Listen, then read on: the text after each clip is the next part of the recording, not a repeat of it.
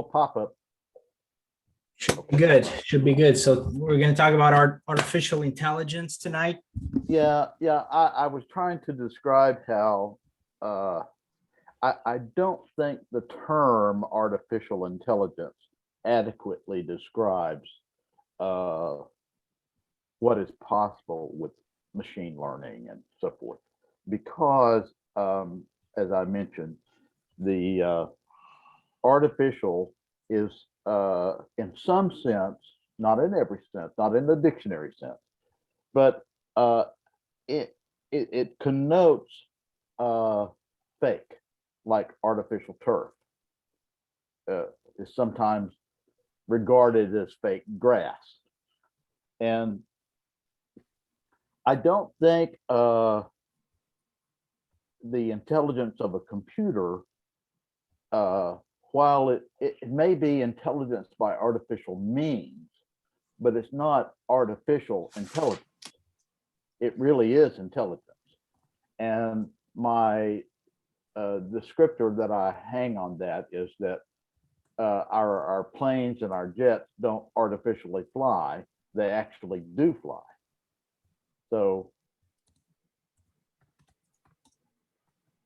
I'm not satisfied with the term artificial intelligence. I understand it and I use it, but I was just trying to describe why that doesn't seem adequate to me. What kind of term would you suggest instead?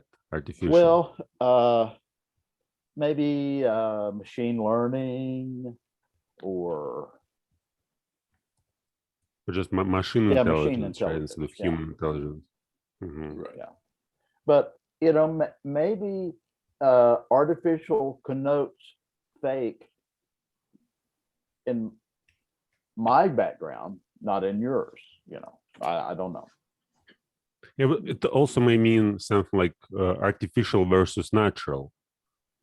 Right. But again, it raises the question, what is natural and what's the difference between artificial and natural? Is it because we build it, it's artificial, or right? I don't know. Intelligence from man-made entities, I suppose. Yeah, we just kept using the same. It just stuck. The name just stuck. I mean, who invented that term? Is it Marvin Minsky or? No, I think it was Marvin Minsky was a pioneer, right? And still is. He's still around, I think. Sure. Or Herbert Simon, or one of those guys. Yeah, I can't remember who coined the phrase. Yeah. Term. So maybe we can start by actually, doing some research. I found it a little bit difficult, this subject, also because I'm not really entirely sure to this point. What is AI exactly, because I've seen it used in a number of different ways, really, and maybe we can try to define a little bit what AI is and have that as a kind of our first question. Yeah, I think that's a really good question. What is AI? We all kind of just assume we know what it is, but yeah, that's what I thought until I started kind of like reading about it and listening to some videos, and then I realized, well, are they talking about exactly the same thing here, or and then I realized that I didn't quite knew what AI is exactly. So it's kind of like you have a problem that you want to solve, and AI is just any other non-human mechanism that tries to solve that problem that a human being would usually solve. Well, I did a little. I'm sorry. Go ahead. Oh no, I was just going to say I just came up with that off the top of my head right now, so there's probably errors with it. But yeah, what were you going to say? Well, I did a little. I looked on the Facebook place, and I didn't watch Craig's video because it was 45 minutes, and I didn't see that it was there in time to do that before this meeting. But I watched a little bit of the video that you posted, Bruno, and most of it, I think, but Which one? Just to be clear, because I posted several. oh, Is that- I didn't know that you posted more than one. no, it but was- let me know which one was it? Was it the one with the professor kind of giving a lecture? No, it was all animated, Oh, white drawings on black background. Was it you that posted that or somebody else? I think it might have been somebody else actually. What was that video about? No, hang on, maybe I can find it. Maybe I can. But so just to what? Yeah, you posted it. Oh, did I? Technology is replacing jobs. Are you Oh, but ready? that was, yeah, because that one was an intersection between automation, which was last year's discussion, and AI, which is this week's discussion. So I thought it was relevant. It was also something that someone shared that video with me. Someone from a group on Facebook that I found that it's kind of cool that actually their name is Philosophy Club as well. So she shared it with me, and I thought it was interesting too, because it was an intersection between AI and how it's taking people's jobs and how that would lead to UBI, right? So it's a nice bridge between this week's discussion and last week's, even though I didn't even think that there was much of a connection, but there is. But in any case, so for me, the first confusion for me, and maybe you guys can help me. So is artificial intelligence just, for example, when you're playing a video game, and or even a better example, perhaps, like when Siri, on the computer, she it seems that there's an illusion that the computer is doing something, right? So, but the computer doesn't really have consciousness, right? So we already have that, right? We already have that kind of AI, which would be like Alexa, or Siri. But then there's a different kind of artificial intelligence, which we don't have yet, which would be the artificial intelligence of the computer actually making its own decisions. So can AI apply to both, or is it just the first one? And the second one would be a different thing. My understanding, and correct me if I'm wrong, is that we do have computers that make their own decisions already. And the example that occurs to me is that AlphaGo Zero defeated AlphaGo, and AlphaGo Zero was not told anything except the score. Yeah. So So we're talking about, just to clarify for people that don't In know, other words, these are the chess programs, right? The programs that play AlphaGo chess. Zero, no, Go is a Go is another board game. Oriental game, or I hear Oriental. Right. Sorry. Go An is- Asian game. Yeah, no, sorry. It's not chess, it's Go, which is the Chinese East of equivalent, here. right? Yeah, East. And Well, chess came from Asia initially. Anyway. But yeah, I guess we yeah, associate Go with Asia yeah. a little bit more. a computer defeating a chess champion happened over 20 years ago. A computer, AlphaGo was initially programmed and then played a lot of games that had been recorded in history, as I understand it, and studied the game and understood it, and defeated the world champion. I can't remember how many out of how many, but pretty close to totally. And then AlphaGo Zero, which was the next generation of this artificial intelligence computer, was not told anything about Go except the score, and was given the goal of getting the highest score. And AlphaGo Zero played itself till it understood the game. And AlphaGo Zero beat AlphaGo 100 games out of 100. So yeah, there was one program that beat the world champion. Then there was an even better program that beat that program 100% of the time. So, but the important thing is that AlphaGo Zero was not programmed by a human being. they just showed it the rules. They just said, here's the rules of the game. Oh, did they share the rules? Didn't have to infer it by itself? It didn't have to guess the rules. I don't know. Maybe But so. a lot of AI can now even like I saw an AI playing the game of Mario, and it wasn't told anything about Mario, and from there it heard. I've also seen it, like when it's like 2 minutes when it just gets through the first level, like in 1 minute and 20 seconds, right?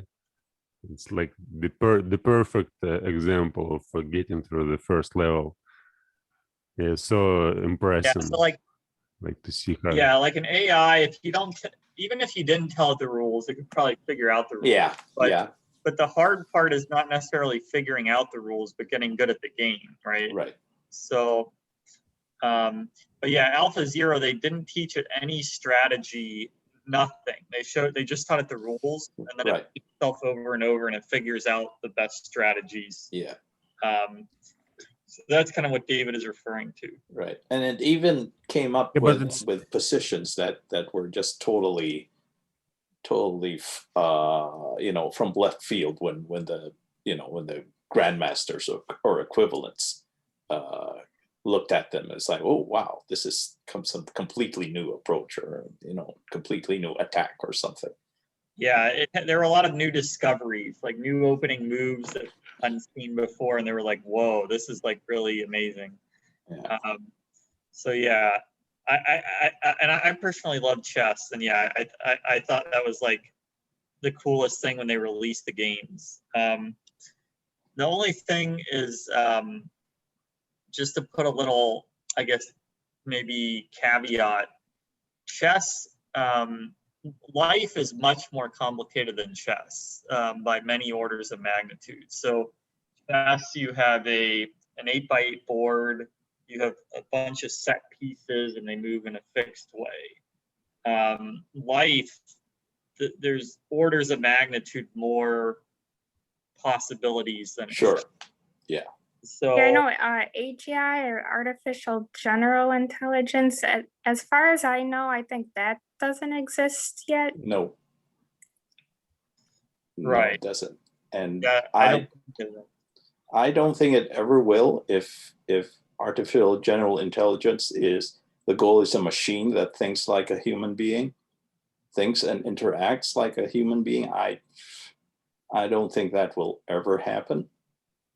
Let's just before Yeah. we continue, just Go so ahead. let's make that distinction, right? So it's AI, and then you said, Carolyn, AGI, right? Yeah. So Which what's would the be what's the difference between AI and AGI? AGI is supposed to, so general intelligence, so it can deal with novel situations. Yeah. So why would the Go thing that David was describing, why is that not AGI? Because it's dealing with new situations, right? What would be It's why is my it not understanding. AGI? It's my understanding that AI at this state of the game is narrow AI. In other words, it can do one task really well, and maybe a few tasks really well. But if you have an AI controlling a robot and it walks down the hall, it's really an advanced AI that would recognize a door and go through it. But we're making progress. So the general comes from the fact that it doesn't have one task. Is that No. General means like would be able us. to participate in this discussion. Narrow AI cannot participate in this discussion. It's a specialized system okay? for I really think Yeah, it's so I just a matter guess of something I guess AGI is supposed to mimic human like intelligence. yeah. It's like passing the Turing test or something like that is. Well, just out of You know. curiosity, this is not a test. Did anybody watch the Sam Harris TED Talk that I posted? I I've watched seen it some of it. before. Oh, you seen it before? Okay. I have it in my browser, but I only watched the beginning, so I wouldn't say that I watched it. I didn't have the time. I ran out of time. But yeah, No, I understand. I understand. I want to watch it. Yeah. My What- time is what's limited too. But why what I saw that it's about if we can control this intelligence. I've But seen that one. Yeah. The only reason I brought it up is because I think that many of the questions that I'm hearing are answered in that. You might disagree with me. Mhm. You might think they're not adequately answered, but I do think I'm under the impression that that they are. Which- I have a friend who was talking about he manages a bank, and we were talking about artificial intelligence, and he was operating under the impression that it would be mostly blue collar jobs that would be affected by that. And so I asked him, I said, which do you think is easier to do for a computer? Evaluate a loan application or back up an 18-wheeler? And I think that kind of made him think for a minute. Yeah, but backing up an 18-wheeler is a pretty tricky task for an AI. That was my point. But yeah, the thing is like when it comes I feel like even like AI, it's taking a lot of tasks in like law, finance, stuff like that. But I feel like there's always this like qualitative element where it's like calculating the risk on a loan. Like you could have a general formula and then a computer could do that in 2 seconds, like better than a human. But if there's some weird qualitative element to that loan, like, I don't know, let's say the person, there's always random stuff that comes up. Like, I don't know, maybe the person won the lottery yesterday, and so surely they could pay back the loan. Or, I don't know, so some weird situation like, If you're looking for a program, whether machine learning or programmed by a programmer, that will flawlessly make those assessments, that's not going to happen. yeah. If you're looking for a machine intelligence that will make those assessments better than a human being, that's, I think, what's going to happen. Yeah, no, I think it depends on the field, because like for chess, very clearly they can crush a human being, right? There's not even a question about that. For other fields, like as far as like, I don't know, like law, finance, I think it gets into like a gray area. I think there's still a lot of work until it can definitively beat a human being, even a high percentage of the time. So not 100%, but high percent. Yeah.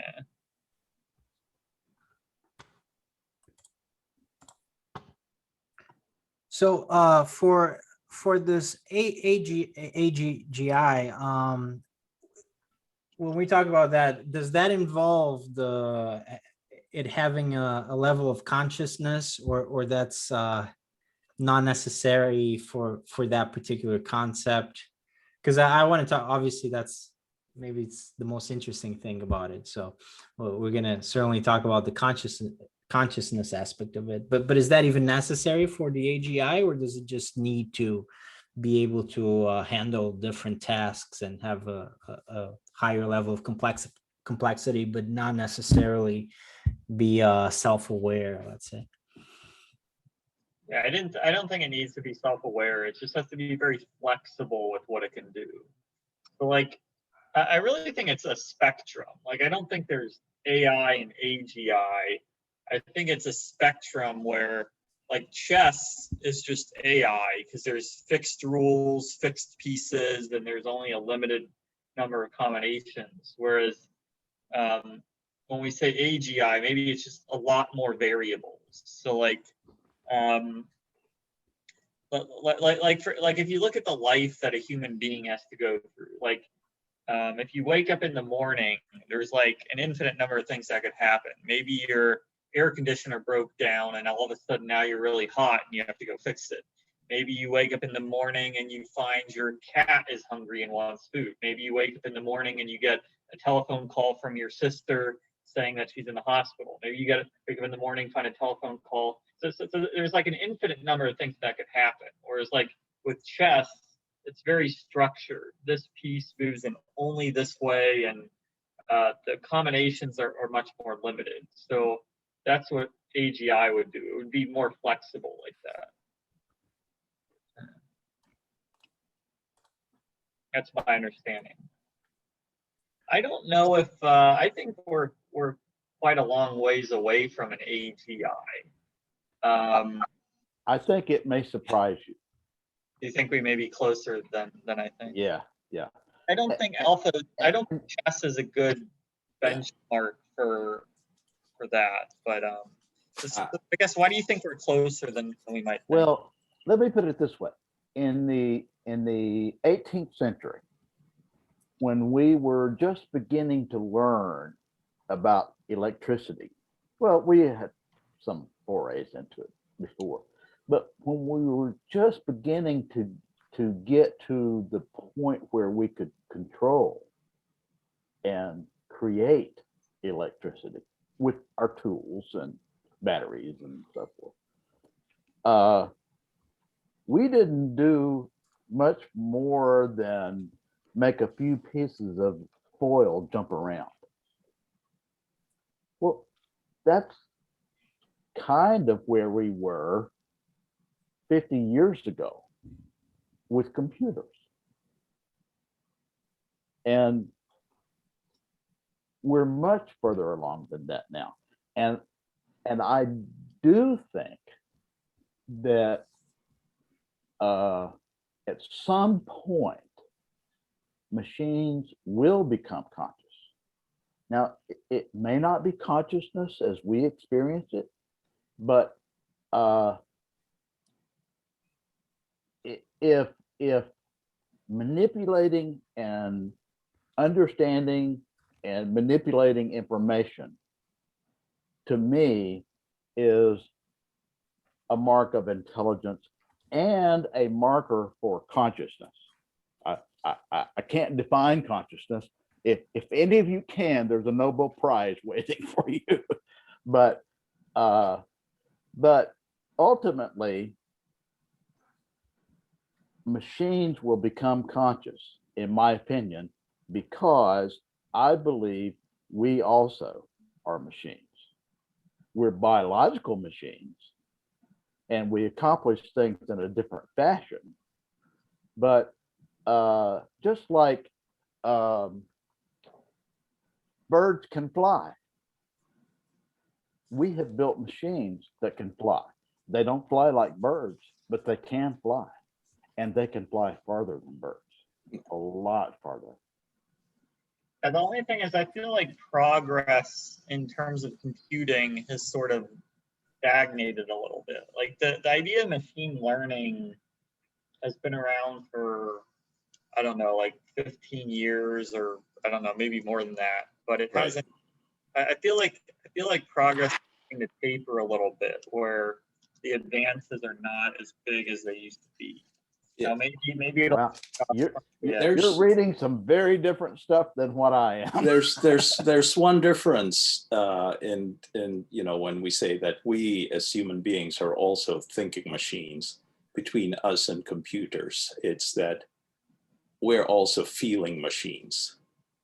And I think the ability to feel pain and pleasure is, I think, very critical to attaining consciousness. and just not even physical pain and pleasure, but psychological, psychic, or pain and pleasure. I mean, in the as the neuroscientific story goes, the same whatever structures in the brain that was being used to generate physical pain and pleasure was actually basically sort of modified and commandeered to also generate psychological pain and psychological pleasure. Now, there's a school of thought among the neuroscientists that intelligence is not complete without feeling, without the ability to sense, to have an emotional affect, and I kind of buy into that idea as well. For example, in conversation, a very important part of conversation is theory of mind, of you having a model in your head of what the person you're talking to is thinking of at that very moment, and what are his or her concerns, what are his or her things that are important to him or her, and this is very important for maintaining conversation. And I just don't think that So help me out a little machines bit. have that. Help me out. Yeah. If you can describe for me what happens in a human being that cannot happen in a machine. Feel pain when somebody says something hurtful, right? Panic when you are faced with an extreme fight or flight situation. And this is very important, saying, maybe I should break the rules, which is what happened with the Russian officer who was in charge of, missile, whatever, the defense in Russia, when there was a false report of a nuclear launch from the US. And the procedure for him was to relay that information to the higher ups. And he basically said, no, I'm just going to sit on it. This is most likely a false alarm. So he decided on his own to break the procedure, and he's being honored. So all of countries. the things you're describing are elements of consciousness? Yep, consciousness and intelligence. And so I don't know how you put how you build a machine, an intelligent machine that has all these components. Well, my view, and I think emotions play a very, very important role in what we do. Right. But in the human brain, as I understand it, I could be wrong, but as I understand it, the structures in our brain that are where we have, through neuroscience, understood that emotions they're in the earliest part of our brain. Right. And the earlier parts, yes. Yeah. And in my view, other animals that have those structures in their brains have similar emotions. But the analytical part of our brain is mostly resides in the neocortex, which is frontal lobe part of our brain. And almost all mammals have a little bit of neocortex. Some have more than others. Yeah. But I mean, you mean the frontal lobe part of the Yeah, yeah. neocortex? Yeah. and while ours is not the biggest, it is the most dense. But in other words, if you remember the old Star Trek Next Generation series, the thing that Lieutenant Commander Data wanted the most was to feel emotions. Yeah. But that is crocodilian. That's reptilian, not human. The thing that makes us human is not the emotions. No, yeah. It's the intellect. The thing that makes us human is the emotions tied with the higher functions. Correct. And some people would say that is the intellect, not just the Right. mathematical, logical problem solving. And Yeah. I don't think that's the limit of intelligence. I don't think human beings are the absolute peak of intelligence. Oh, I think yeah, I agree wouldn't with know. that. I think there might be intelligence more than a human. In fact, I think it's very likely that that is the case. Like more likely than, like a lot more likely than not. But I don't know if it would be structured like using silicon and semiconductors the way, like it might be some other form of chemistry or something. I don't know if it would be based in silicon. I don't know if there's a silicon intelligence greater than us. There might be. I'm just not sure of it. Right. And I was just talking about human intelligence, general intelligence, which seems to be right now the holy grail of AI research. And I'm just skeptical that could ever happen.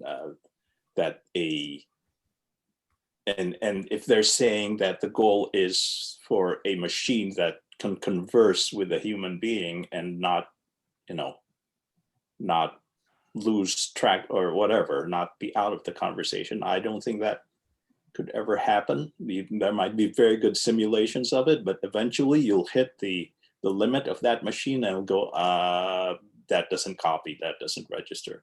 Even the thing about humor and irony, how does a machine figure that out? You have to have a knowledge of the situation. You have to have a knowledge of the person you're talking to, of what you think is funny to him or to her, and that's I understand what you're saying, and but to me, like when you talk to Siri or Alexa or what, I don't know what the other one is, but their responses are not quite right. Yeah. They don't always hear everything right. To me, that is like in the 18th century, making a little bit of foil dance around. Mm-hmm. And we're going to progress in our ability to manipulate machinery to the point where it can teach itself. But I think once it begins to teach itself, Singularity. But Raul, I don't think that kind of. I think the objection by Raul kind of still stands, because Raul is what you just said doesn't really circumvent what Raul said, because he's saying, well, the thing with Siri is, if you're talking to a girl, say Jennifer, instead of Siri is Jennifer, right? You're talking to Jennifer. If you tell Jennifer that she's fat, she'll probably get offended, right? She'll probably get sad. It doesn't matter what you tell Siri. She's never going to get sad. She's never going to get offended because she doesn't have the feelings, right? And yes, you can make Siri apparently just as intelligent as Jennifer. You can improve like the audio capture and all the algorithms and everything. So she'll, in fact, perhaps be even more efficient than Jennifer.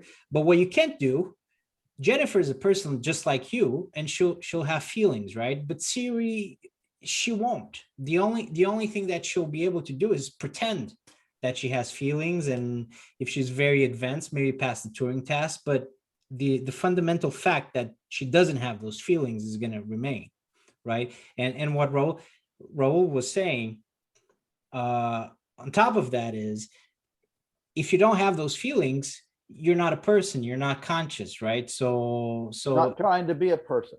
well, but is she Yeah. trying to be conscious? Are we trying to argue that she is conscious, right? And if you don't have feelings, we had trouble the other time defining consciousness, but if we attribute that quality to Us and about consciousness, a gazillion other scientists.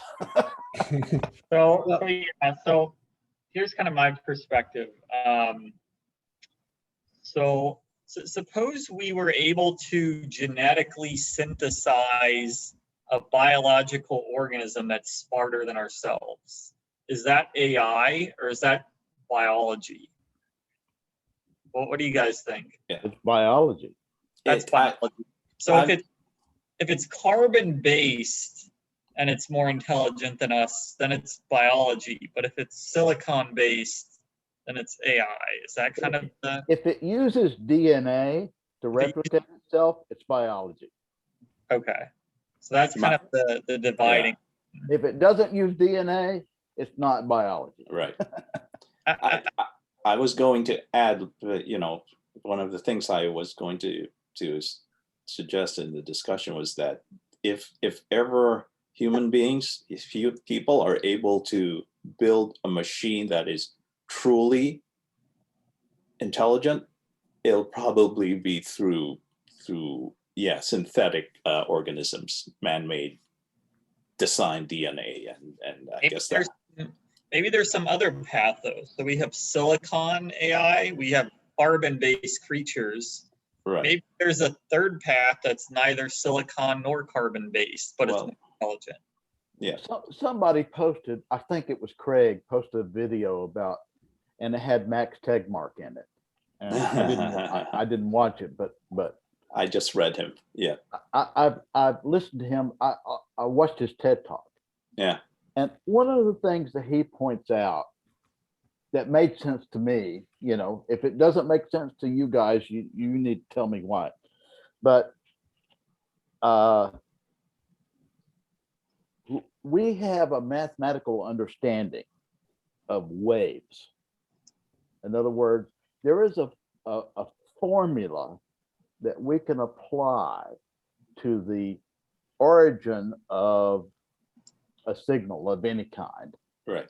And we can apply a mathematical formula that takes into account the strength of the signal and the density of the medium through which it travels. And that math works every single time. Yeah. No matter what the medium is. It's very reliable. Very reliable. And so the mathematics of wave information is true independent of the medium that it travels through. It is true independent of the substrate. And I also think consciousness and intelligence are independent of the substrate. Does that make any sense? I'm not 100% sure, but I'm not 100%. In other words, it is possible to understand that 2 + 2 = 4 without doing that in tissue and neurons and dendrites and axons. It is possible to understand that 2 + 2 = 4, even though your substrate has no biology in it at all. And the thing that you remember Watson beating Ken Jennings and the other guy at Jeopardy. And I was discussing that with somebody, and they said, well, you know, Watson just consulted a giant database and gave what he thought was most likely to be the answer. And I thought, is that different than what we do? Yeah, that's what we do. Yeah. No, that's not a Exactly good. what we do. Yeah. There's one thing though different. For example, when you're taking an SAT or ACT or one of those tests, an important skill there is figuring out what are the testers trying to find out. And that's a guide also in finding the answer for you. And one of the things that is a guide is they probably won't pick a question where the answer requires a long computation. And so you have to be more savvy about the different answers and see which ones are you can arrive at without having to go through that very long computation, something like that. So this is like transcending the supposed objective of the test and looking behind and saying, okay, what of, you know, it's not what they're measuring. You know, the test is supposed to measure this, but what really is the people who design the test? What are the parameters that they're working on that you are not supposed to know? And so I don't know if that type of thinking, and that again is theory of mind. That is again looking beyond what's in front of you, but thinking about the motives of the people who designed what's been presented in front of you. And I don't know if that's something that a machine, a programmed machine, whether it's programmed to learn on itself, is something that is able to do. You know, just So keep looking beyond. Sorry, I'm kind of somewhere between David and Raul. So I think machines could be able to anticipate other people's motivations. Like I think, like they've had like machines that can tell irony, that can tell sarcasm. I think machines are capable of detecting all those sort of human motivations or incentives or whatever.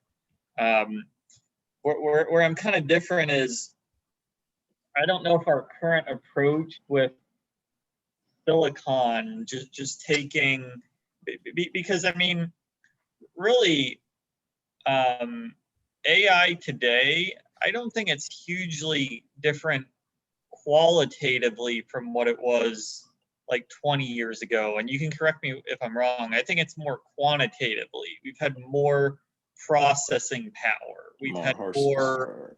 So it's kind of, it's not really a qualitative difference from 20 years ago. It's a quantitative difference in just crunching things faster or having more data. Right. So I wonder if that the whole crunching data using silicon has limits, and that at some point, if we want to get a higher level of AI, we'd have to kind of shift to some new kind of technology. That's kind of my view. Yeah, understand. Craig shared something really similar to that. He shared an article saying in order to go from where we are now to AGI, we'd have to move past just number crunching. But yeah, I want to hear David's thoughts on it. Yeah. I understand what you're saying. And let me see if I can convey, something that occurs to me. I don't know about you guys, but the oh gosh, I had it and then it went away. You had That it. ever happened to you guys? Yeah. Happens too often. I have another point of view on this. It's basically something that Roger Penrose started, and he was building on Gödel's theorem. he basically said, Gödel just proved that there are problems that basically are non-computable, right? Gödel and then Turing's version of his proof. And so he said, given that, there are things that we can conceive of the human mind that machines cannot, because there's just a whole set of non-computable things. And so he then, and this was his more like hypothesizing that there probably is some quantum thing going on in the neurons that is allowing us to go beyond just the computable realm, and that's why he said there's. What is that? What? Pardon? Quantum thing that goes on. And he says there are tubules in the neurons where you have quantum whatever firing or whatever going on. As I understand it, quantum permeates the universe. It's everywhere. Yeah. So how is what's in our head? But it has to be at a small enough dimension so that you don't have collapsing of the wave function, right? At least that's I read it about 20 years ago. In fact, I just looked at the book again. I said, I might try to read it again, maybe pick up more now that I've read some more about it. But he's basically saying, what allows us to think beyond what regular silicon could ever do is something related to quantum whatever, magic or whatever. But now I'm thinking, well, with quantum computing around the corner, I wonder what that means now. About his objection to it. Exactly. So I think we may one day get to the AGI, but it might be a qualitative difference from the current way we're doing it, not just faster number crunching. It might be maybe we'll add a quantum spin to it, or maybe it'll be something, maybe it won't even be silicon, it'll be something different altogether. So Michael, do you think we can add emotions to the mix? Because we haven't resolved that question yet. Yeah. I don't think we will, right? I still don't think so.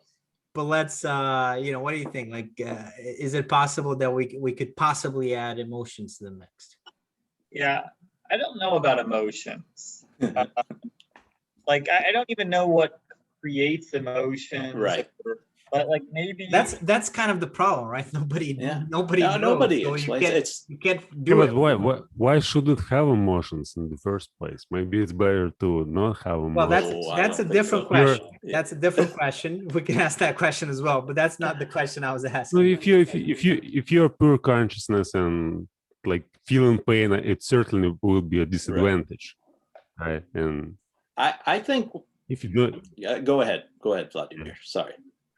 Yeah, if you don't have pain and pleasure, maybe it's like if you just exist in this form when you may compute everything and you may understand what's going on in the universe, and you don't need any emotions. We just tend to think about artificial intelligence from our anthropocentric perspective. Like, okay, what it would do? It will be able to speak to us. It will be able to, have feelings, have emotions, but maybe it's not necessary for like existence. Well, like it may exist in a different dimension without feelings and do completely different tasks from what we are doing. Well, here's my sort of response in the form of question. If you don't feel pain and pleasure, how do you tell the difference between good and bad? Well, no how. There's no right. Yeah. I have a whole. That's a rabbit hole. I'm not going. Yeah, down. I know. Well, yeah. That's the different it's a wordy session. rabbit hole, but I'm not going down it right now. Maybe you're raising a different question, but I think it's a good question. It's a good question. If AI can be moral or immoral, if morality can apply to AI at some point, that's an interesting question. Yeah, mean, that- it'll probably treat us as we treat animals, Yeah. or it will have no like it'll treat us like as just as no, not as we treat animals, No. but as we're just a inferior form of Yeah. life, and Not worth Well, worrying about. Yeah. I mean, that's my biggest objection to AI is if we're going to hand over our lives to controlled by an AI entity, I'm not going to hand over my life to basically a sociopathic machine. Well, human existence is based on morality, right? Like nobody can live without Right. morality, really. I mean, all society is based upon some form of morality system, right? So if AI doesn't have morality, it really limits the capacity of this AGI to do anything else, anything of value for us, Right. in some sense. The discussion of good and bad and moral thinking and thinking independent of morals, it is a very important discussion. And if you want to have that discussion, we can have it. No, we're just touching on it in relation to AI, and we can move on from there. But that's just one of the things that need to be considered. Well, it is it is interesting to think because it also shows us a little bit more about, I think, about what consciousness is, perhaps, if we can't even imagine that the AI might establish some sort of morality, that's a clue that, That's a maybe, serious drawback. yes, It's not even having the same morals as the vast majority of humanity. No, yeah, It's just having a different goal. In other words, let's say, for example,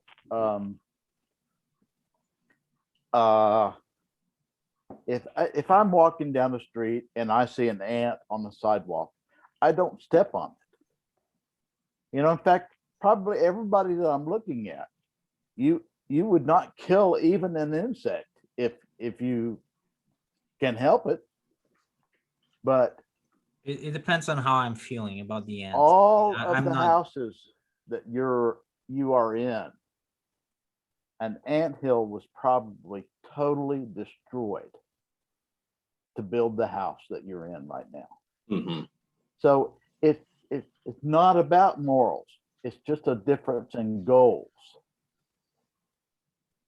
yeah, If your goal is to have a building that you can live in, well, the ants mean nothing. Well, but well, we still have morality, right? I don't really care about ants all that much. There's a lot of them, and it's they die. Yeah.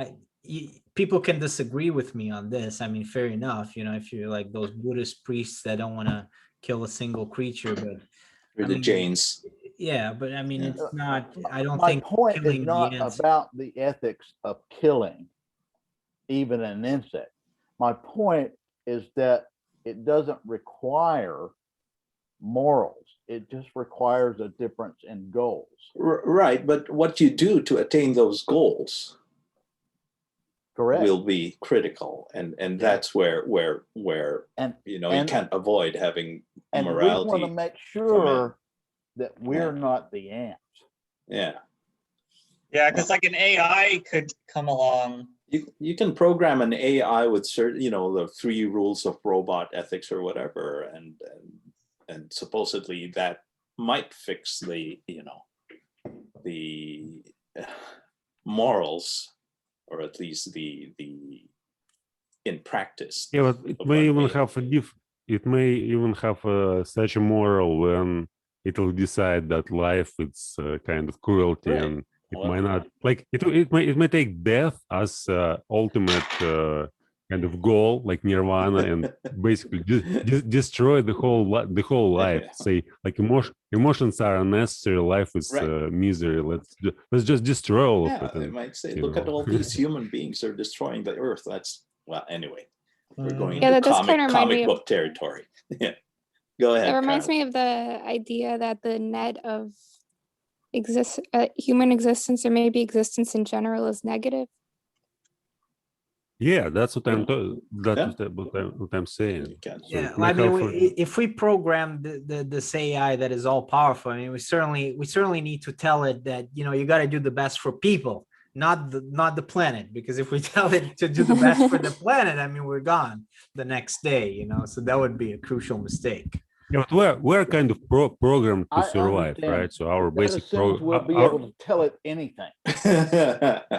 Are we selfish to want it to serve us? Maybe it's better than us. Like maybe the new AI is better than, if the new AI is better than we are, is it selfish to want it to serve us?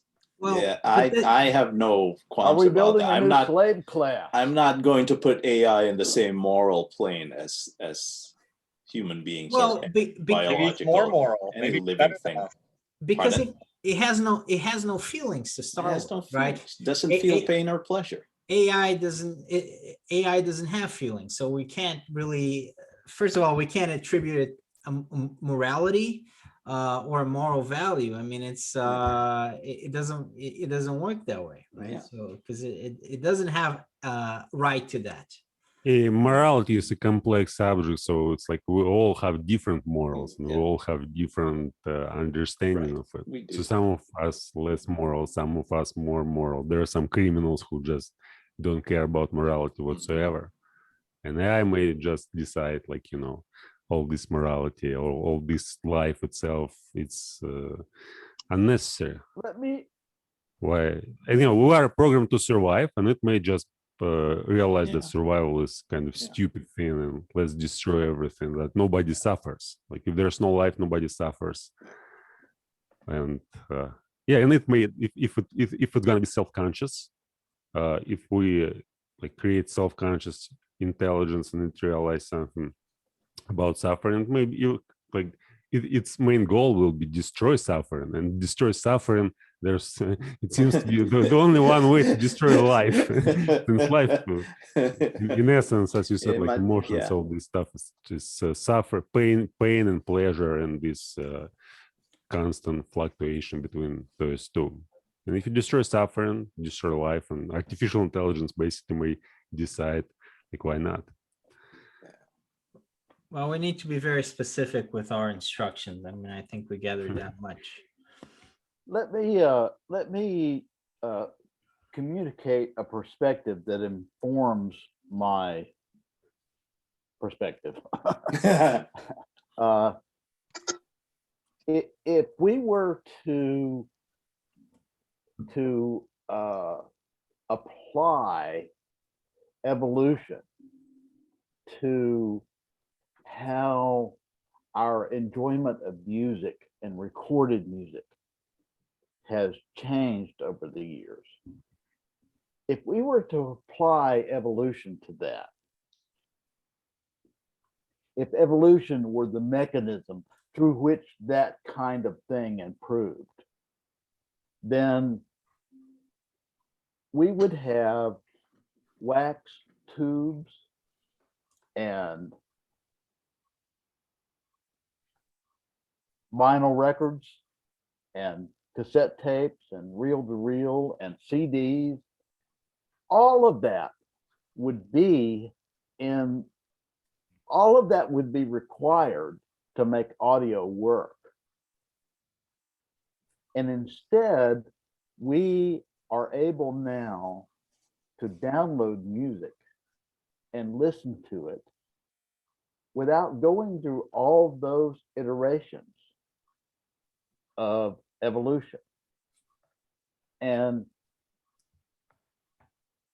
it just seems to me that machines, artificial intelligence, is unencumbered by all of the previous iterations of our attempts at it. And so I kind of gravitate towards the thinking that since logically it seems to me that we are not the peak of possible intelligence, that machines may be able to reach that peak. But how do you or know be the far in way? advance of us. But how do you know the way that we're going about it?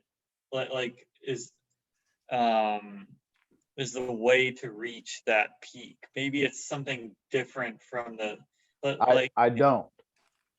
like maybe I guess the way we always think about computers, it's like crunching ones and zeros, and that's still what it is basically. Like almost all computers we have, like I guess like the reason why I was talking about stagnation is, I mean, ever since like the earliest computer made, we're still crunching ones and zeros. It's still Yeah. like the same idea, just on steroids, right? Right. How do we know that idea is enough to get us above human beings? Maybe we need another take on it, is what I'm saying. To me, Yeah. we know that in the same way that we know passing a chemical bit of information across a synapses works.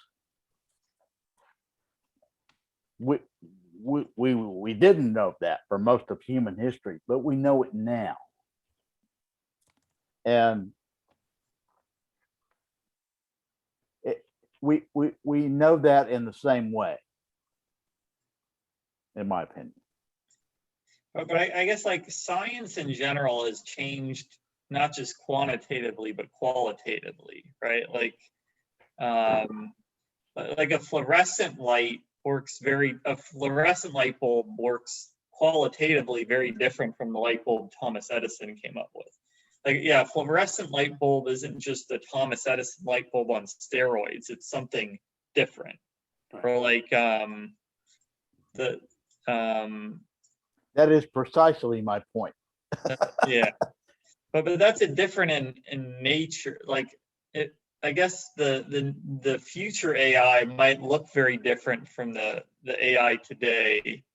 Yeah, I maybe we're in agreement. Yeah. I'm a little bit confused, like or unclear, I should say. So David, you're saying that this AI is going to be like a superior life form, essentially. Is that what you're saying? But I think, well, Superior in what yeah, way? well, there's So- that question, superior in what way, but there's also the Yeah. question of how can something that is a tool that we have be superior to us, right? It's like attributing divine powers to, say, a sword, or a statue. Well, Right? let me put it this It's- way. you can do it, I had a from I- a religious perspective, I guess, Yeah. like you can do it. Like society has attributed a lot of importance to things that are not human, but I mean, we are attributing the importance to this thing that is essentially a tool it doesn't have a life of its own, let's put it this way, right? So how can that be a superior life form when we're just, it's a make-believe kind of thing? I had a similar conversation with a friend of mine who he made the point that how could it be that a device could make a device more complicated than itself? It's just not possible. And I don't agree with that. my response to that was DNA has been doing that for billions of years. Right. Yeah. And, biology is not the only way to do this. And the other thing is that when computers do work, when they solve a problem, they operate at the speed of light. And we do not. If you took a a research team from an Ivy League university, Yale or Harvard or whatever, and set them to work on a problem. A truly artificial intelligence, in the time that group, 4 or 5 people,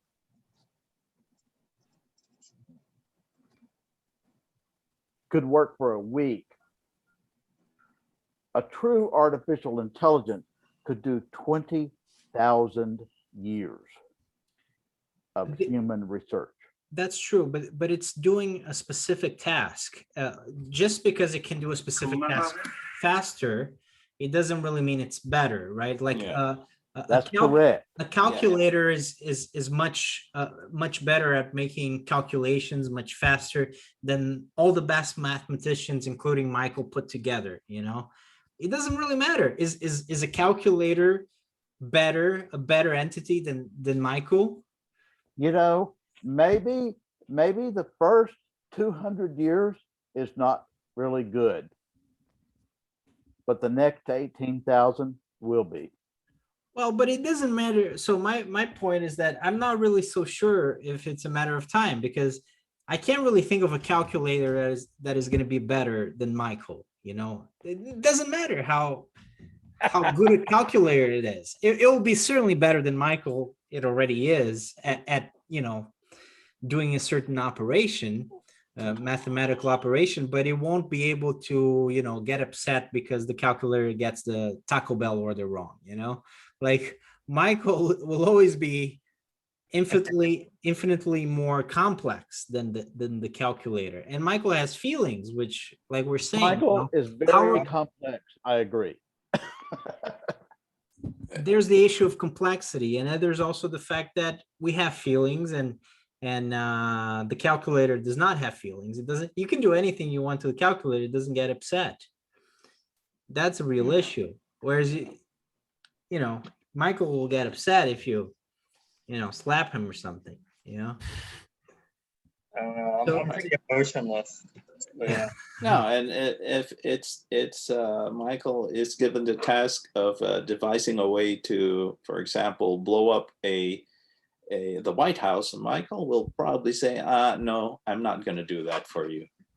The calculator will do it, Yeah. right? Because Yeah. if it's complex enough, because the calculator really doesn't care less. You know, it couldn't care less.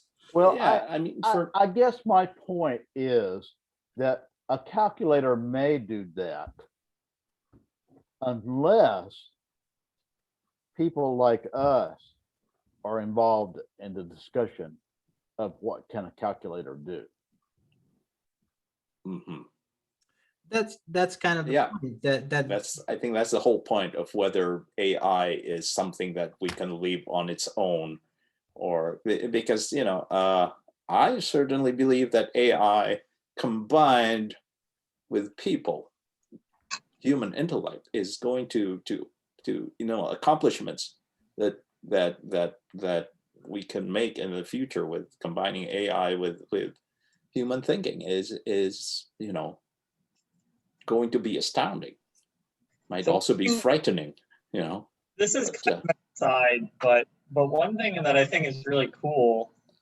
So we talk about. Actually, I'm not 100% sure if this is still true, but this was true for a long time, where the best computers could beat the world champion at chess. However, and this is where it gets interesting. Let's say you have a computer face off. Let's say you have a human that can work with a computer in chess and like look at the computer's analysis and stuff, and the combination of them plays the another computer. The human computer combination right. could beat the other computer 80% of the time for quite a long time. I don't know if it's that way today, but it's really interesting. So Right. there still was this interesting human element to it.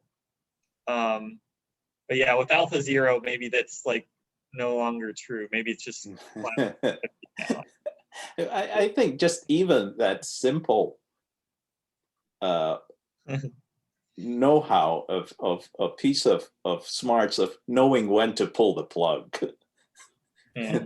And it I want adds a lot to Neil deGrasse overall. Tyson agrees with you. I want to add a little bit of a mystical element to the discussion as well. Michael also has a soul. The calculator doesn't have a soul, right? That's another problem that we might face. That's the whole philosophical route. Yeah, What is a soul? What does it I mean? to be don't. soul? I'm not How do we- sure if there's such a thing. But I mean, is but that I know kind of what the you mean. same thing as having emotions? It's it's the mind. It's the Well, you can certainly say what the hell is a soul? You know, Right. like yeah, I don't know. But, I don't know what but a soul I is. think But I'm we've posing always the question just to Yeah, well, see how you deal with it. extraordinary claims require extraordinary evidence. right. And I haven't seen any evidence for a soul that's persuasive for me. Right. What is a soul? Is I that think like? I'm sorry, It's go on. I think when people talk about having a soul, I feel like that comes a lot down to our emotional complexity. right. But the sort of scholarly or whatever definition of soul is your consciousness or your mind that lives on after your body has died. And That's really conjectural. that's I don't think that's true, but I haven't died yet, so I wouldn't know. But there's no proof at all that I don't think that's true either. yeah. I don't think a soul is necessarily connected to death. Like I think religiously, that's what they say. The soul lives on after you die. Like in, Right. Judaism, Christianity, Islam. But Yeah. I didn't think like when people say you have a soul, I don't think like death is a necessary part of that definition. But I don't know. Yeah, but soul is it's our mind. It's our consciousness.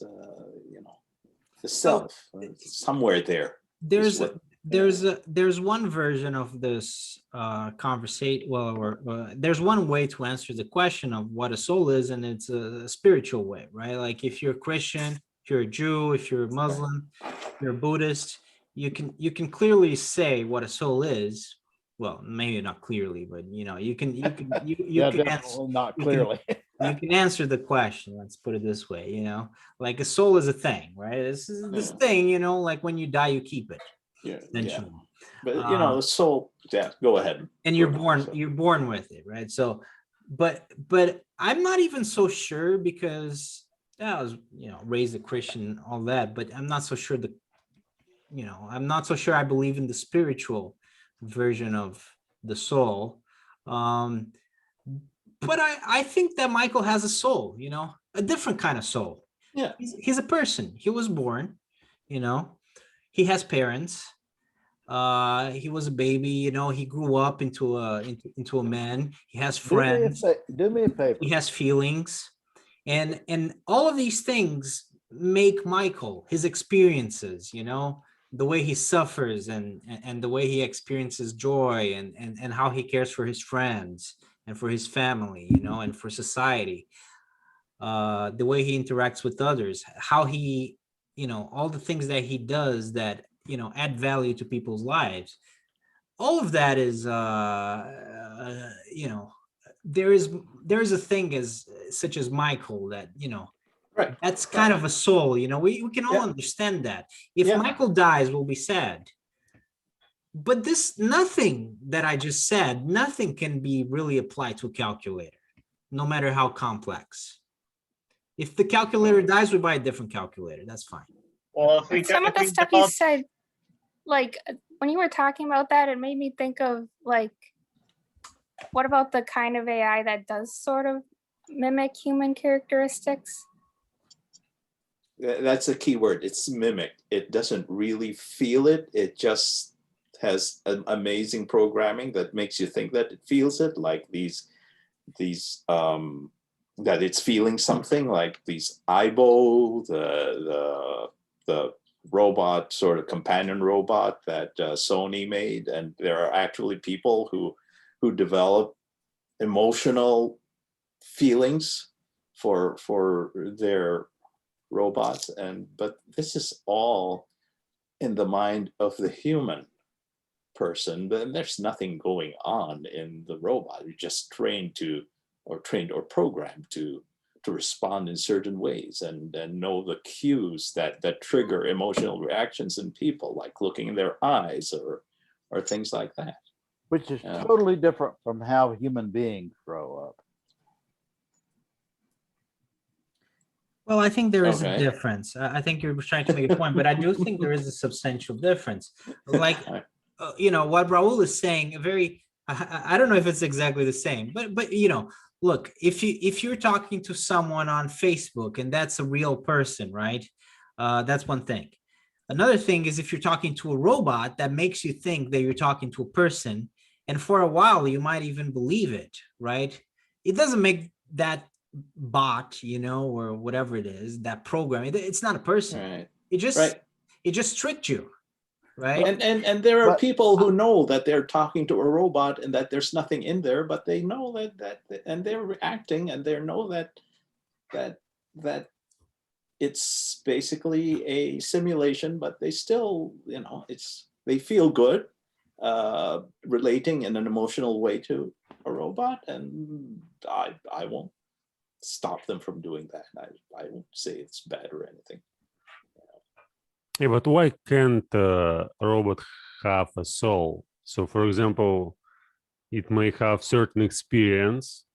You may program it, and it may, you know, accumulate this experience throughout the time. It may have its own language, which you may understand as well, and which it may use to communicate with humans and with probably other intelligences. And so it may also have certain, like what you call soul. It may even, like, it might be a if sure. we- Go ahead, Vladimir. yeah, if you think about soul like language, so if you try to think about consciousness and emotions, like it kind of like language itself, we use the term language as we use sometimes the term soul. And when we think about language, it's always goes on. So when like people die, but language still, we preserve the same language. It transforms, it gets, you know, better, worse, whatever. But essentially, it's the same language which we may track back and see like its development in history and understand how we evolved through understanding of language. And if the computer, if the intelligence may understand language, and if it will have its own history, its own development, it also may be like, you know, considered having a soul. I do kind of wonder, like, And what being if able to- AI could progress to a point where it has a sense of identity, like, but it wouldn't, like, your family sort of plays into your identity, and like where, like, your heritage, where you feel you came from, so it would be missing that element. Or just experience of existing throughout a certain period of time. So it's like if it has self-awareness, so it may understand that it existed like 1 day before, 1 year before, and it knows its its experience. So it may describe what it was doing. Probably it will have intentionality and tell you, like, you know, why it does what Would it it does. be happy or sad when it remembers bad things and good things that happened to it? Who knows? Yeah. Well, you certainly may program it feel like, no, not feel, but, you know, To have react. some, you know, some programs which will tell, like, if something negative happened, you may like experience negative, you know, some Yeah. negative talk or Right. whatever. So basically, Negative, no, negative yeah, thought. what I would say is there is this for me, it's this mountain that has to be crossed of simulating emotion and actually having it. I mean, outwardly, they probably will be able to program a computer that that for all intents and purposes feels like you're talking to a human being with highs and lows and that's happy and sad, but I don't think, I think when you look inside the machine, there's still nothing there except what it was programmed to appear to be feeling. So what is it that gives us feelings and emotions? Is it those microtubules or like what? Oh, Like- that's still unexplained. Well, Yeah. it's again a difference between biology And what we may call silicon. like But yes, like we're made of atoms, we're Right. made of different chemicals, and silicon machines are made of different chemicals. So is it just a matter of degree? Like what? I mean, silicon is on the periodic table, and carbon is on the periodic, right? Yeah. So what is it? Why is carbon special and not silicon? Well, I don't know, but I've read some about biologists who are investigating the origins of life, and they are convinced that life had to be carbon based. That certain chemical reactions that will not happen with inorganic chemicals, and that's why naturally, the life had no choice but to be based on carbon. And they're convinced that that's why when they're looking for extraterrestrial intelligence, they're fully expecting that it will be carbon based or something similar, because that's what happened here. We've started at the same base of nothing, and somehow the types of chemical reactions that they think progressed into life and conscious life at the very end would only happen with carbon-based materials. So, And I know this doesn't really get to the heart of your question, but yeah, like he was saying, if there is alien life, it would almost certainly be made of carbon, because you can't really get the really huge macromolecules from anything else. Because carbon, carbon forms the strongest bonds. right, and they can combine with so many other different things. I'm not a chemist, so I'm only mimicking what I read, quoting or but yeah. So maybe you need carbon to get an AI as good as us. I don't know. Right, which it makes it biological, right?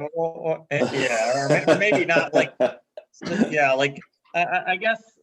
So I want to go back to what David said. So David was talking about how computers can calculate at the speed of light, whereas human beings cannot.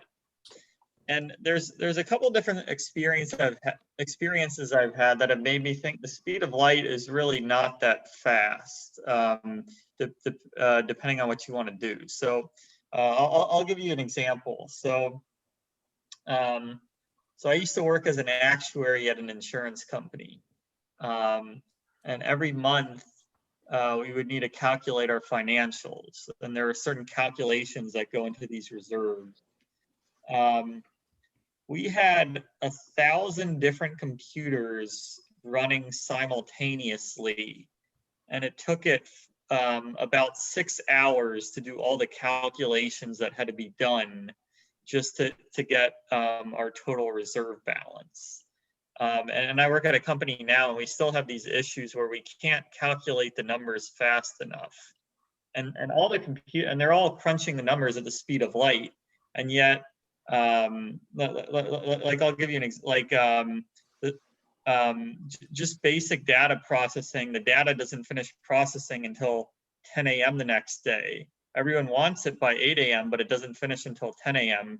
and it runs overnight. So there's the speed of light, in my view, is still a limit. But yeah, I don't know. So I don't know a lot about this kind of stuff, but I sort of wonder, like when your internet's going slow, for example, that's more because of I Ingestion. don't really know. Yeah. that is something, yeah, like stuff that's clogged up. Yeah. bandwidth. So like in your case, I'm wondering, is that limitation due to the speed of light, or could that be something more analogous to like a slow internet issue, like something unrelated? Yeah, I guess there is, like, we may discover more optimizations that can be done, but I wonder if at some point you're just limited by laws of physics, like I think, and I'm definitely not an expert on this, but I think people have done like calculated like theoretical limits on how much can be computed, assuming like assuming everything goes at the speed of light, and like everything is calculated like as efficiently as possible. Like you can almost come up with like some kind of theoretical limit on what can be calculated. But like there's certain problems in math that we'd like to solve, but the computers just aren't fast enough to do them. Like here's a very basic example, like airline scheduling. How do you suppose you know where everyone wants to go? Right. How do you schedule the plane route in the most efficient manner from this city to this city to this city? We can get very close, but we can't get the exact perfect answer. That's not a solved problem, the traveling salesman problem. The traveling salesman problem. Yeah, that is not. At the same time, yeah, if I were to ask you, what is 4,276,973 times 527? You would have to do some work. it would destroy me at that. No, I agree with that. But that's like that's a very structured problem. Like maybe it wouldn't beat me at a more flexible kind of a problem. Like maybe like if you have a really structured problem, it could destroy me. But once you add enough variables where it starts being like this really flexible situation, maybe I would destroy it. I don't know.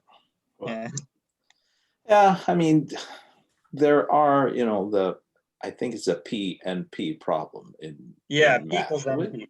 which hasn't been solved yet. I mean, so yeah, there will be problems that the computer will run forever and will not arrive at a solution.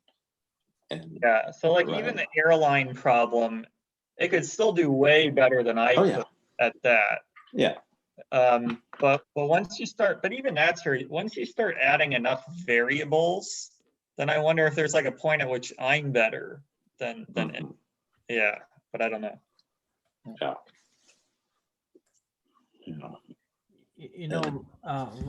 Vladimir, the thing that you said before, I want to go back to that a little bit, just because I want to plug in the movie Her, which I saw not so long ago, and that it's exactly the scenario that you were describing, and that I'm here saying that it's not possible, but that's science fiction, and that's have you seen that movie, Vladimir? Her? Yeah, I've seen a couple of times. We even discussed it at the speaking club. Yeah, so there you go. So that's in Her, you have this artificial intelligence that is born in a sense as a machine, but then throughout her existence, even though she doesn't have a physical form, because of her experiences that accumulate, she develops her own personality, right? And in a sense, she develops some sort of soul, some sort of individuality, right. and crucially, her own desires, her own will, right? So it seems to me that that's not possible. That's not a possibility. No, to in real develop life. agency. Yes, right. but that's for science fiction is fantastic, right? I mean, this is kind of like the basis for all those science fiction movies. Her is actually, it's the exact scenario, the exact scenario that you described, but I remember being very optimistic about this artificial intelligence. It was 2013, I guess, when the movie was released, and I was thinking, wow, that's so amazing. Like soon we will, like 2017, like 20, we are gonna have something like that. It But also, it's yeah, all- sorry. It's already 2021, and we still don't have anything like that. That's sad. Well, I think it's not possible. You know, it doesn't matter if it's 2021 or if it's 21,000. Oh, we'll Right. see. We'll see. Well, I mean, I certainly don't have Yeah. the And- academic background to, you know, to say categorically that it's not possible. But after, you why? know, Why it's not possible? Like, what do you think? well, in fact, I kind of changed my mind, because I did think that it was possible from my, you know, I'm not an expert in these issues, but it's actually the video that you shared. I don't know how many of you watched the videos, John Searle? the John Searle, Chinese making, room. yes. Yeah. Yeah. So he's making the argument that I mean, Right. he convinced me, you know, like you know, Yeah. I'm convinced by John Searle. Right. I don't know if he's right, but There- he makes, I think, a very valid argument, a very powerful argument Right. that this is an illusion, you know, like Yeah. and it's nonsense, really. All these movies and Right. all these academics, even, you know, and certainly all these nerds, you know, and the super Yeah. intelligence tribe, you know, Right. like, he's basically proving them wrong, you know, Right. and I don't know if he's right or not, because but he seems to be right in my view. I'm convinced too, and those counter arguments that I've read, it's like, nah, you know, you still haven't addressed the fact that there's nothing in the machine that understands what's going on. It's, in fact, And if just so the people here know, and the people maybe watching know, and I'm not going to try to say the argument because I might get it wrong, but basically what John Searle comes up with this argument, that basically his argument is that the calculator, the machine, the artificial intelligence, it will solve the problem, but it will not understand the problem, right? That's the basic notion, right? So just the same way that it can simulate emotion, but it can't actually feel the emotion, right? So the machine will solve these problems because it has been programmed to follow instructions, but we will never develop the understanding that goes behind those instructions. Well, there's because it's just manipulating ones and zeros. Sorry, Yes. Michael. Yeah, no, yeah. So So I'm it's confused. following instructions. It's been I'm programmed confused. to follow instructions, but it's incapable of actually develop that understanding. For example, I'm not so sure about that. So here's Well, kind of where let I'm gonna back David up. I'm sorry. I want yeah, I just want to support David a little here. So the question is, what but does it mean? in any case, sorry to interrupt again, but I'll let you speak. But that's the John Searle position, and he's an American philosopher, and he's pretty Yeah. much making the argument that this is nonsense, right? It doesn't matter how long it takes. It's just not possibility to develop this kind of self-awareness for machines. Yeah.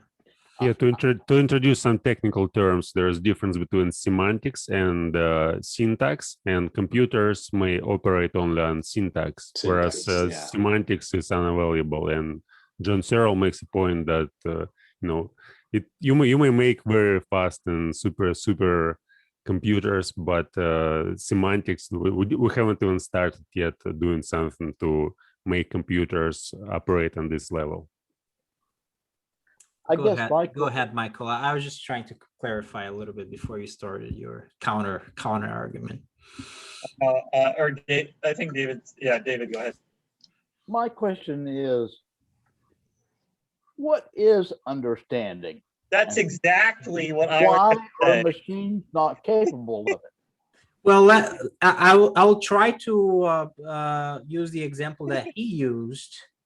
I might get it wrong, but basically, if someone asks, in this case, he's an American philosopher, so he's a native English speaker. He understands English. He doesn't understand Chinese. So if someone asks him, what is the longest river in the United States, he'll answer, you know, it's the Mississippi River. You know, two things he understood. He understood the question. He understood, you know, what they were asking him, the words, and he understood what they meant, and he also understood the answer. You know, he came up with the answer, but you know, he understands what he's saying, right? He understands what he's saying fully, just like I would, or you would understand. You know, you would answer probably the same way, right? Because we understand. What he doesn't understand is if someone asks him the same question in Chinese. Let's say they ask him about what's the longest river in China, and I forgot what the longest. I think it's the Yellow River. Yangtze. Yangtze, yeah. It's the Yellow River, right? That's what they call the Yellow River. But Wanghe, whatever yeah, it is, whatever. yeah. So I don't have the advantage of John Searle. He prepared the answer and probably said it like 100 times. I don't remember, but I think it's the Yellow River. In any case, he doesn't understand Chinese. He doesn't understand a word of Chinese.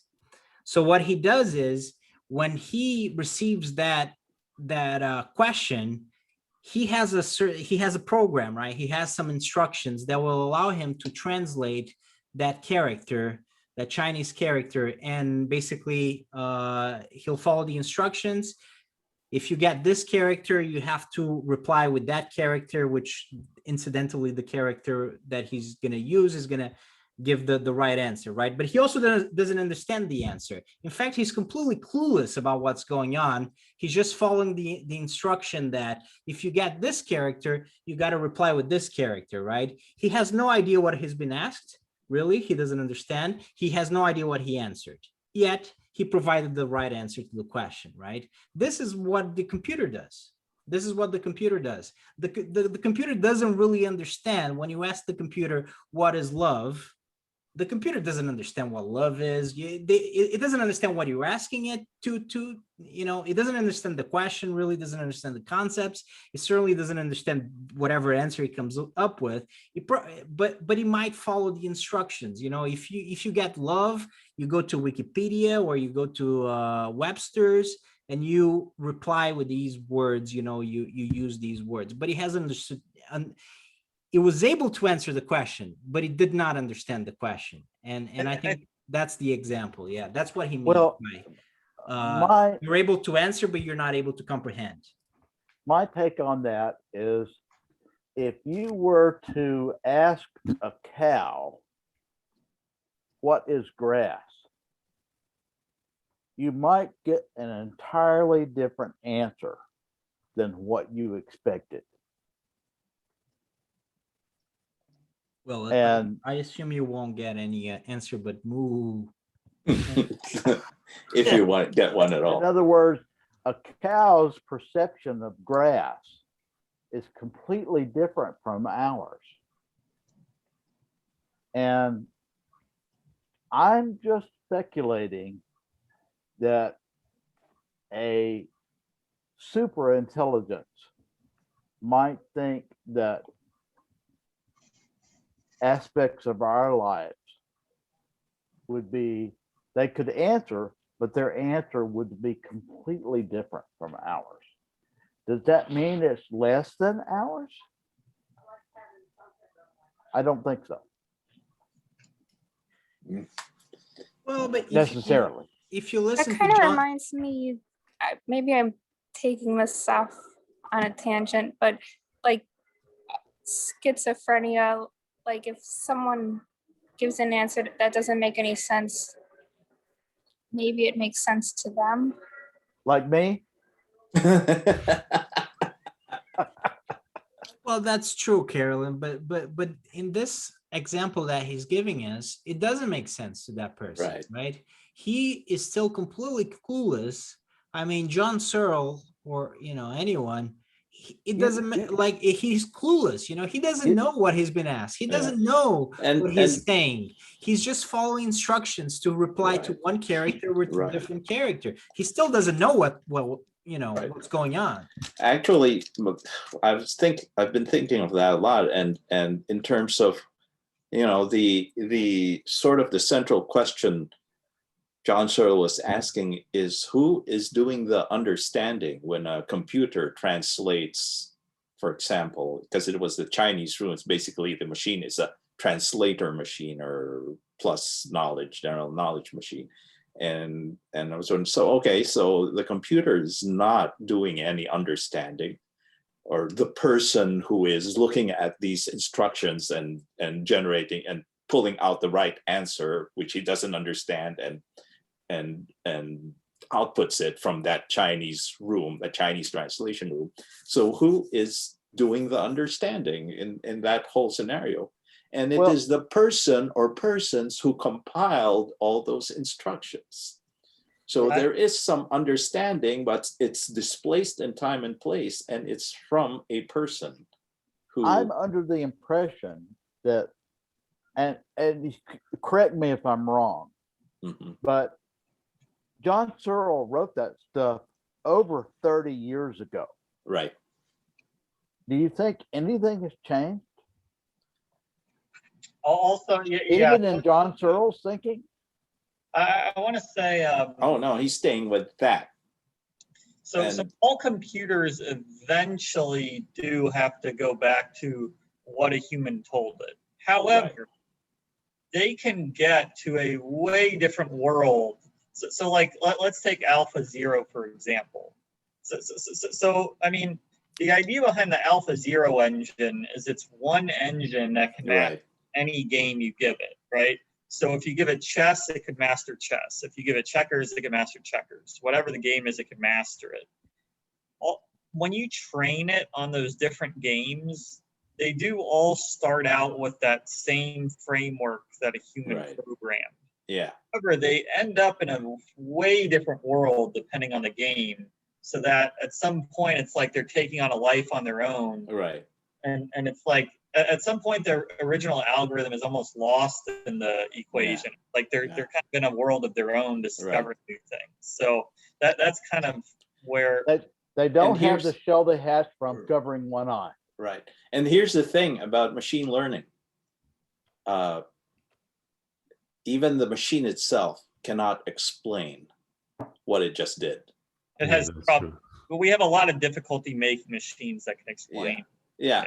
And even the machine itself, I mean, it's not self-conscious. It doesn't know that it's thinking and what it's thinking about and what it is about what it's thinking about that solved the problem.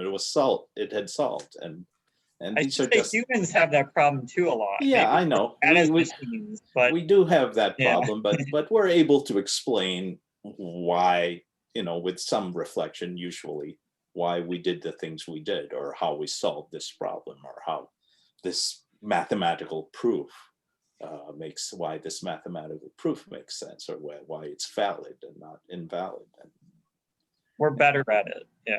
right. And At so, point in time. Yeah. And so that goes back to consciousness and what is general intelligence. Well, the understanding in this case, I mean, it's kind of like part of what consciousness is, right? That you understand, in fact, what's going on. You're not Right. just following an instruction Right. mechanically, right? Right. But I want to give Vladimir kind of a chance here to give us his thoughts, because it was you recommended the video, and Yeah, I'm still, researching this topic, and I started watching the course of lecture by John Searle, Yeah. and now I've watched 20 lectures on philosophy of language, and there are 8 more lectures, and then Yeah. there's a few more courses: philosophy of mind and philosophy of society, and I'm probably gonna watch all of them. Have And you? the- Go ahead. then I'll probably make up a conclusion. But I don't know. It's like, for me, it seems that what's going on in artificial intelligence, it's very hard to predict what's going to happen in the next 1, 2, 3, 5 years. Right. So probably now it's impossible. Now it looks as computers don't have any intentionality. They can't understand anything. But it doesn't mean that in the future it's not going to be possible. Maybe in a few years we'll come up how to create artificial. No, I think in terms of not artificial intelligence, but artificial will. So I guess this is most fundamental problem: how to create will. Agency. Since if right. we- Yeah. Yeah, will agency, yeah, something that self-conscious and it has its own intention, and probably when it will be like cross field between neuropsychology, neurophysiology, computer sciences. So maybe at some moment they'll figure out how to do that, and we'll have robots who will be exactly like as humans, or even like I mean, not biologically, but in this Do we want that? yes, silicon-based life form. And I also think about cyber, like what's the term? Cyborg. When we just become kind of Yeah. symbiosis between humans and machines, Right. and we'll have some kind of shared experience. So there will be a brain-machine interface, and we'll connect to some higher form of consciousness, and it's going to be like we're going to become parts of like higher consciousness, higher intelligence, which will be self-aware. Will be the Even though Borg. we will not be able to like understand like it's what it thinks and how it perceives the world, but it will use us as basically as we use our fingers or our legs or our other bodily organs. I'll be gone by then. d- Hopefully. There's like we said at the beginning, there's this in one way this conversation connects to last week's conversation, which is the automation part. And do you guys, like, after we had this discussion about artificial intelligence, do you think it has the capability of or making a prediction here? Do you guys think that it's going to render most jobs that we have today, are they going to be rendered obsolete by artificial intelligence, given what we know about artificial intelligence? And also, second question is if that's the case, is that a good thing, or is it a bad thing that most jobs will be rendered obsolete? I think it's going to be a good thing if people like us talk about it. I like it. Right. We have the control. It's in our hands. Yeah. And it's the transition that is going to be one of the trickier things. Like if the demand for humans as an input to production falls much faster than the human population does, then we do have a problem.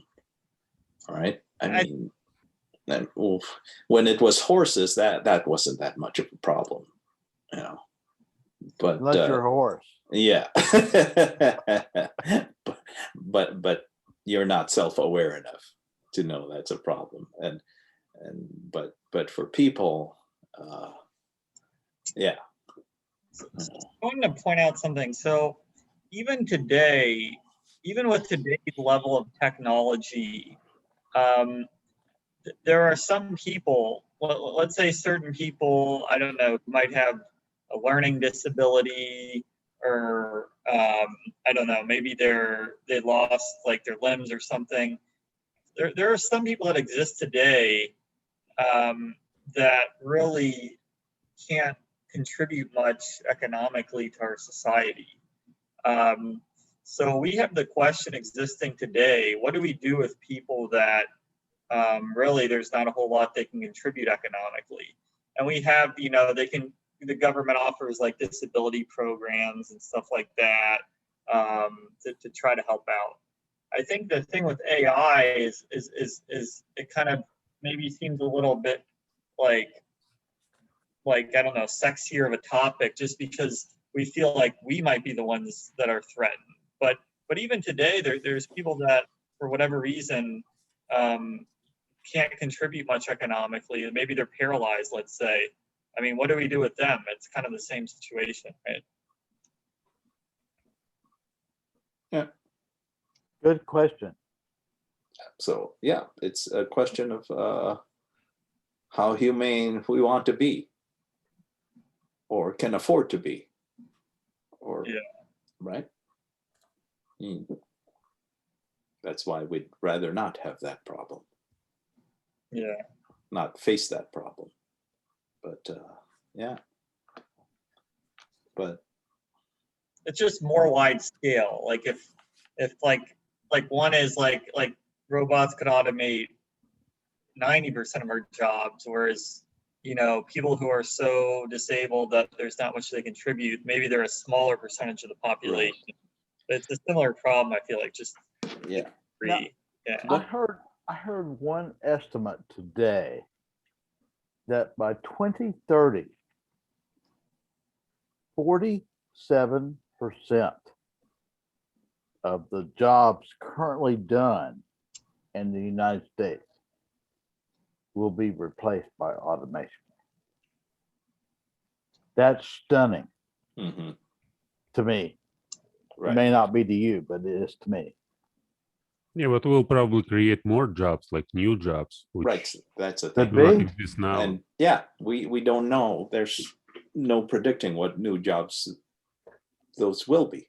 The thing is, in the past, that's always been the case, because there are certain things that humans can do that machines cannot do, which is symbolic processing and cognitive things. But if a computer And- can do that, And I guess my question is, are the circumstances and the potential of automation and artificial intelligence as we see it today, are they dramatically different from everything we've experienced up to this point?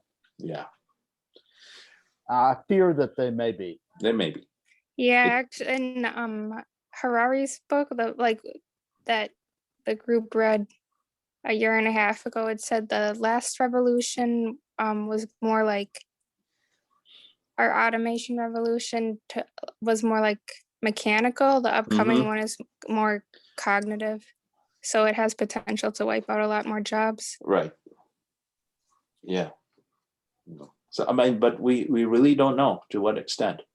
It's hard to understand. It's hard to predict, or it's hard to see, I guess, how we're going to replace that many jobs, right? In this case, it's just like a staggering quantity of jobs, like David just said. Like 47%. Was it 47? Anyways, even if it's 40, I mean that's something that we've never seen before. I mean that has never happened in the past. You are exactly right, and that's why we need to figure this out and discuss it.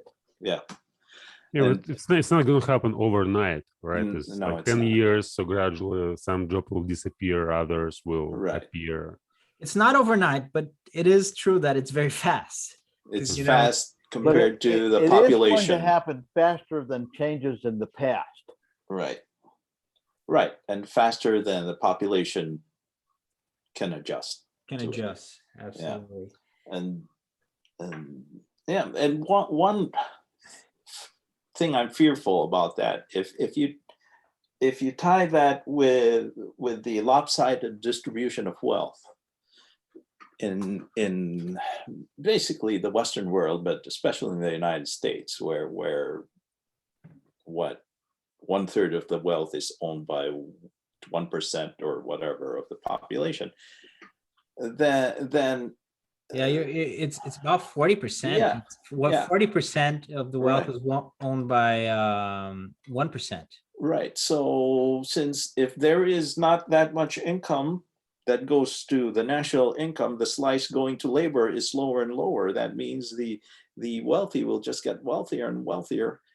And what jobs will be the unemployed fighting for is those jobs that the very, very wealthy have a demand for. Right. Burger And flippers. this looks very much like medieval Europe to me. Like there you have all the very rich and the rest of the population, their jobs are mainly to entertain, to serve, or whatever the earls, the nobility, and Well, that's not a good social model. I understand what you're saying, but to me, the difference between medieval Europe and today is, and we have to learn how to exploit that, Hmm. is that in medieval Europe, the state owned everything. The means of production, everything. And that is not true today. And we need to make sure that it's not true. Hmm. Well, there is a very similar, there is a parallel though, like what Raul was saying, that the like you it's like in medieval Europe, you know, the nobility owned the land, which was essentially the means of production. Yeah. And it's not like, you know, you could take the land. I mean, it's Right. there was no real mobility for, you know, hundreds of years, because Right. there's not much you can do. If you don't own the land, you don't own the land, you know, it's the end of the story. Yeah. But and also like if we have all the 1% or, you know, 10% owns all the means of production, which would in this case would be computers, AIs, machines, you know, it's going to be the stuff that does stuff better than humans do.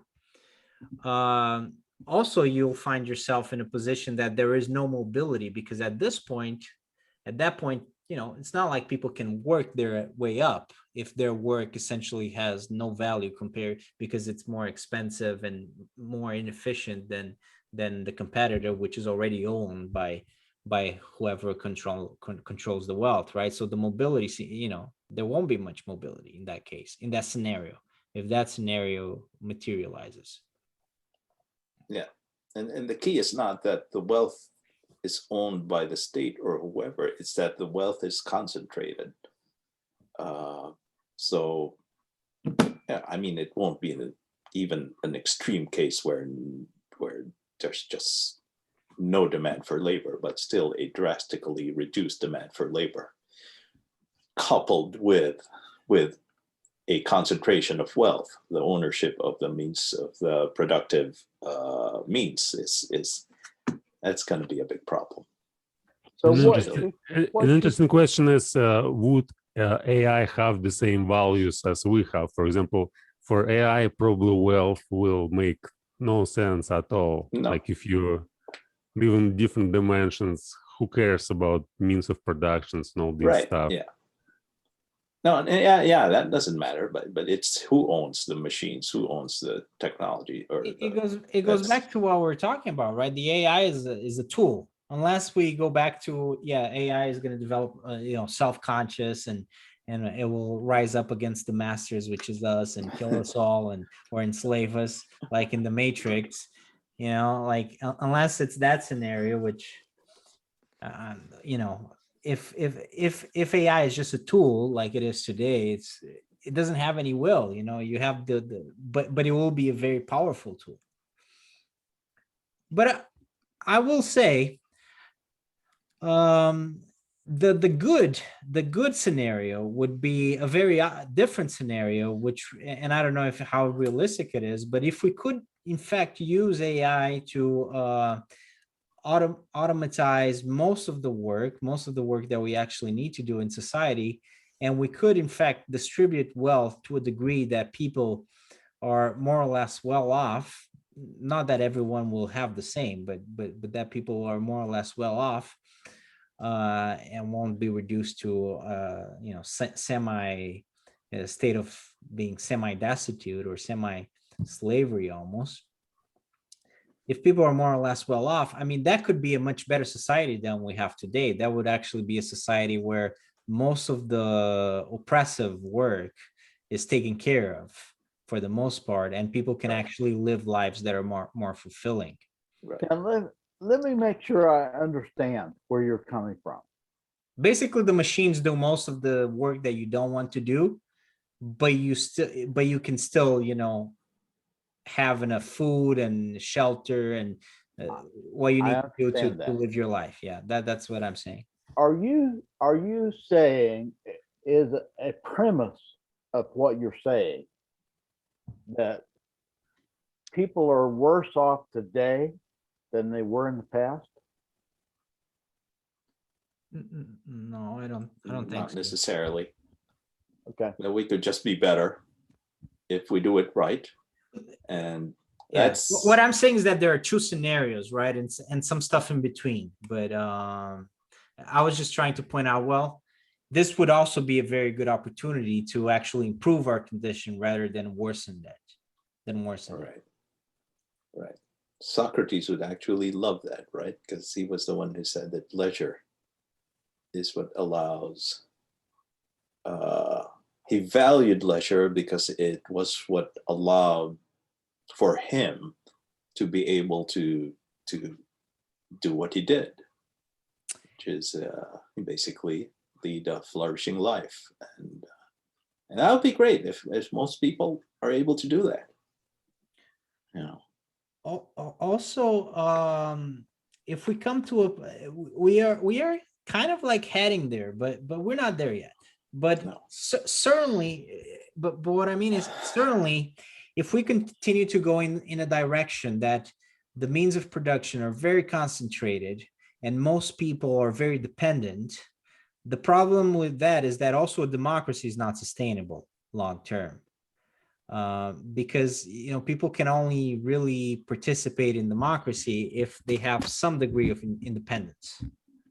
And if you're completely dependent on the people that essentially own the wealth, I mean, I don't think democracy can really be sustained long term. That's another problem, I think. So what do you propose would be the replacement?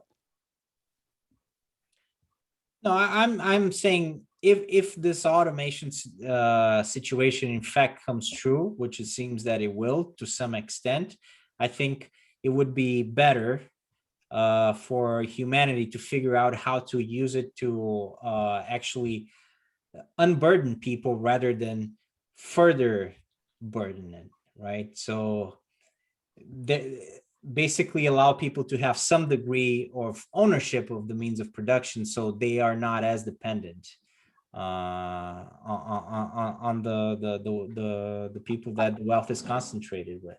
I guess what I don't understand is how that relates to democracy.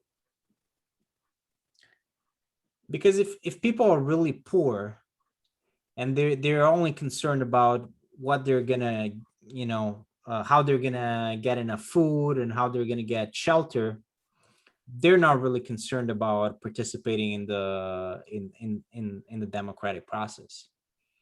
If people are not concerned about how they're going to participate in the democratic process, then the democratic process deteriorates and will probably at some point fall apart. And in fact, the people who are very poor might decide the democratic process isn't working for me and I want something else. That's true. And we're just thinking about the US. And well, that's also something that we've seen both of those scenarios before come to life. I mean, yeah, that's why democracy fell in Europe in the 1920s is because it wasn't working. If democracy can't really make people happy, democracy can't work. No. People just give up and they want someone to take charge and actually make things better. Like there needs to be a certain degree of satisfaction. The problem I have with that is not the perspective and the view and the whatever of the person that you assign that to today. It's the problems I have with that is what happens with the person you assign that to tomorrow. Is that going to be a good thing or a bad thing? For example, Donald Trump. I think he was a bad thing. Mm. And I would not want to give him the the kind of power that you were describing. Does that I'm make not- sense? well, I'm not sure. I think you might be kind of like misunderstanding uh what I mean. Because I'm not really saying that we should give like more power to leaders, or what I'm saying is that there should be, we should figure out a way for to make that transition, the automation, to make sure that that transition works in our favor and not against us. And I think that would be, stuff like UBI would help, and like figure out different ways of taxation. So figure out ways that we can actually have, if we're going to have all these machines working for us. Basically, it comes down to, what I'm saying is just that if we're going to have all these machines do our work, we should make sure that everybody kind of like benefits from that, not just whoever it is at the top, right? So yeah, that's the basic idea, yeah, I'm trying to put forward. I understand. Well, that's at least that's my view. Yeah. You guys might have a different view. I don't know. So Anyways, it was a very nice discussion about AI. Do you guys have any last concerns or questions or comments? I think Roll has a fly. oh yeah, I have a fly, but I have a comment too. The thing is, where a lot of us are trying to understand AI, we haven't really understood HI yet, even, which I mean human intelligence. We still don't understand it, where it comes from, why did we have this, presumably it was the same species from 2,000 years ago, from 5,000 years ago, the same Totally hardware. agree. And how did that happen, that in the last 200, 300 years, it's just suddenly shoom, the amount of knowledge, the amount of discovery, scientific knowledge and everything. And we seem to think better. IQ scores have just gone up, and that might not be the true measure of intelligence, but we've gotten better at solving at IQ tests. And yeah, we don't understand that yet, and that's, I think that goes hand in hand with understanding artificial intelligence, to even understand what's really our goal. If we don't even understand what we are putting out there as the ideal, as something to shoot for. Yeah. So, Also, and this a little bit ties into what you said there. It was an article I think Craig shared a little bit ago that, we were talking about making the leap from AI to AGI. It said, in order to make that leap, the AGI might need to have something akin to dreaming, because there was an article about how like there's a lot of random neural activity in Right. our brain, and that there's a lot of processing going on while we're asleep. yeah. Yeah. And yeah, I mean, it's probably not going to come down to ones and zeros or like something really digital like that. Right. Yeah. And that's the final frontier. All right, guys. Yeah. Well, thanks a lot for the discussion. It was a cool discussion. Hopefully, we all learned something, or at least thought a little bit harder about something.